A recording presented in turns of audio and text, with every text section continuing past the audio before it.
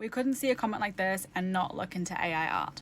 Here's what we found. Now, you may have heard of the app Lensa, which gained popularity at the end of last year with around 6 million downloads in December alone. Now, Lensa has had a number of articles like this one written about it, mentioning how problematic it is because of the inherent misogyny within the AI portraits that it creates. Now, the way that Lensa works is by using a model called Stable Diffusion. Now, what you need to know about Stable Diffusion is that it's trained on unfiltered internet content. That means that the biases that are present in the images that it's being trained with will also be present in the AI images that it generates. So back in December, The Guardian wanted to test out this software and they uploaded pictures of 3 different feminists. They were Betty Friedan, author of The Feminine Mystique, Shirley Chisholm, the first black woman elected into the US Congress, and Amelia Earhart, the first woman to fly solo across the Atlantic Ocean. And here were the results. So here's Betty Friedan, and as you can see, she's got quite a low-cut slip dress and quite a full chest. This is Shirley Chisholm, and the Guardian article said that she has a wasp waist, which for context looks like this. And this is Amelia Earhart lying, I'm not too sure on what, and I'm not too sure if she has clothes on. Now, at the same time, another user submitted photos of just her face and received these images. Now, all of these images seem to be quite sexualized with huge breasts and very tight-fitting outfits, all of which were generated from photographs of a person's face.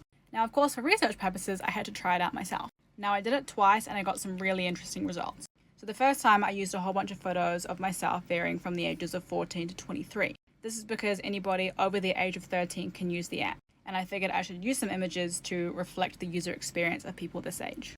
Now, both times I did it, I used photos that were about here upwards. Now, the first time around, I didn't create anything too bad. Obviously, I look quite young here. At most, there was this off-the-shoulder dress and a weird necklace collar thing. But it wasn't as bad as I was expecting. Now, the second time around, I used photos that have all been taken within the last year, and I did notice a difference in the results. I had a lot more full body pictures like this one, and most notably, they had tiny waists and pretty big boobs, and really tiny arms as well. Now, they're definitely not as bad as the photos that we saw in the Guardian article, but they're still not great. It essentially took pictures of me from here upwards and gave me a body, and that body was consistently very skinny, very tiny waist, huge breasts. So clearly AI programs like these are not neutral. Maybe some adjustments have been made since December, since it wasn't as bad as I was anticipating, but it still feels like they have quite a narrow perception of what an attractive body looks like.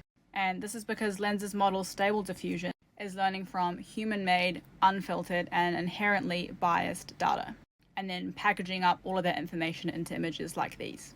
Let us know if you've tried this app in the comments and what you think about it. And make sure to like and follow if you want to see more videos like this one.